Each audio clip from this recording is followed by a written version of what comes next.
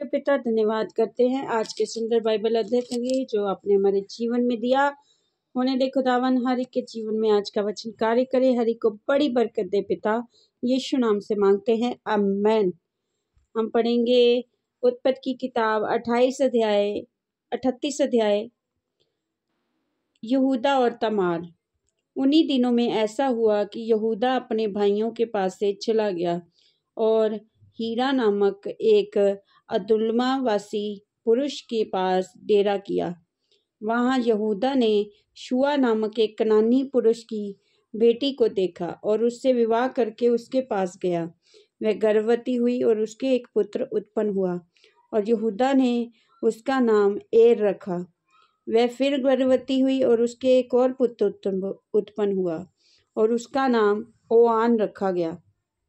फिर उसके एक पुत्र और उत्पन्न हुआ और उसका नाम शेला रखा गया।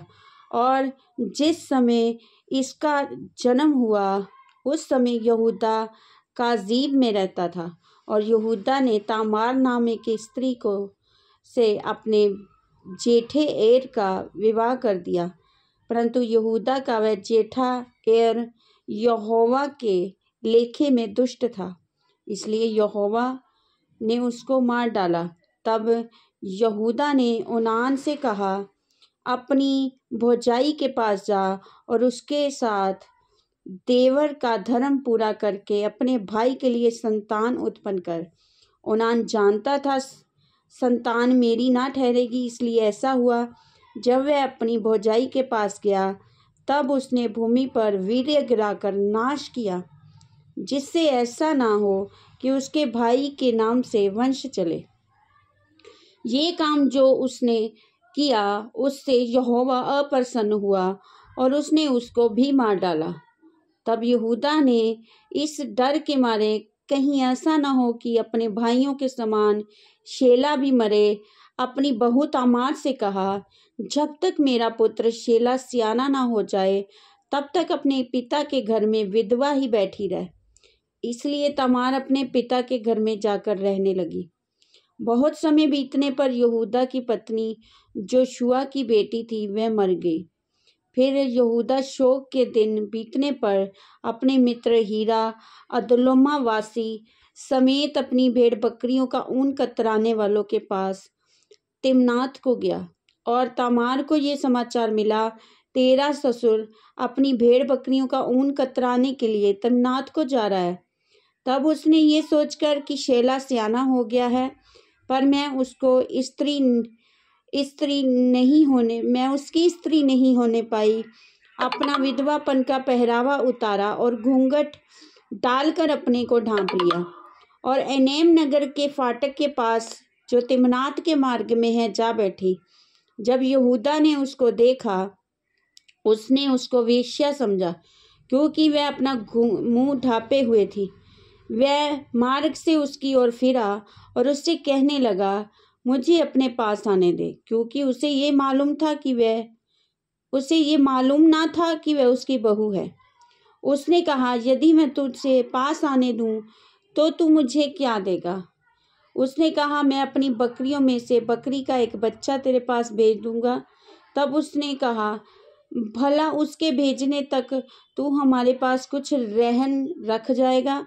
उसने कहा, मैं तेरे पास क्या रहन रख जाऊं? उसने कहा, अपनी मोहर और अपना बाजूबंद और अपने हाथ की छड़ी। तब उसको ये वस्तुएं दे दी और उसके पास गया और वह उससे गर्भवती हुई। तब वह उठकर चली गई और अपना घूंघट उतार के अपना विधवापन का पहरावा फिर पहन लिया। तब यहूदा ने बकरी का एक बच्चा अपने मित्र उस अदुल्लामवासी के हाथ भेज दिया कि वह रहन रखी हुई वस्तुएं उस स्त्री के हाथ से छुड़ा ले आए, पर वह स्त्री उसको ना मिली। तब उसने वहां के लोगों से पूछा, वे देवदासी जो एनेम के मार्ग की ओर बैठी थी कहाँ है? उन्होंने कहा, यहाँ तो कोई देवदासी ना थी।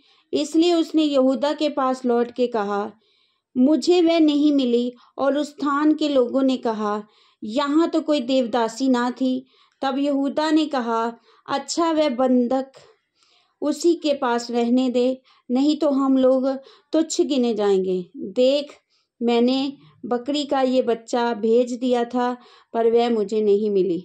लगभग 3 महीने के बाद यहूदा को ये समाचार मिला, तेरी बहू तामार ने व्यभिचार किया है, वरन वह व्यभिचार से गर्भवती भी हो गई है। तब यहूदा ने कहा, अपनी उसको बाहर ले आओ कि वह जलाई जाए। तब उसे बाहर निकाला जा रहा था जब उसे बाहर निकाला जा रहा था, उसने अपने ससुर के पास ये कहला भेजा, जिस पुरुष की ये वस्तुएं हैं, उसी से मैं गर्भवती हूँ। फिर उसने ये भी कहलाया, पहचान तो सही कि ये मोहर और बाजूबंद और छड़ी किसकी है। यहूदा ने उसे पहचान कर कहा, वह तो मुंह से कम दोषी है, क्योंकि मैंने उसका अपने पुत्र शेला से विवाह न किया और उसने उससे फिर कभी प्रसंग न किया। जब उसके जनने का समय आया, तब वह ये जान पड़ा कि उसके गर्भ में जुड़वे बच्चे हैं। जब वह उसने जनने लगी, तब एक बालक का हाथ बाहर आया और धाई ने लाल सूत लेकर उसके हाथ ये कहते हुए बांध दिया, पहले यही उत्पन्न हुआ। जब उसने हाथ समेट लिया, तब उसका भाई उत्पन्न हो गया। तब उस धाई ने कहा, तू जो बरबस निकल आया है, इसलिए उसका नाम पेरेस रखा गया। पीछे उसका भाई, जिसके हाथ में लाल सूत बांधा गया था, उत्पन्न हुआ और उसका नाम जहर रखा गया। आमीन। इस वचन के द्वारा प्रभु सबको ब्लेस करेंगे। सबको जय मसीह की।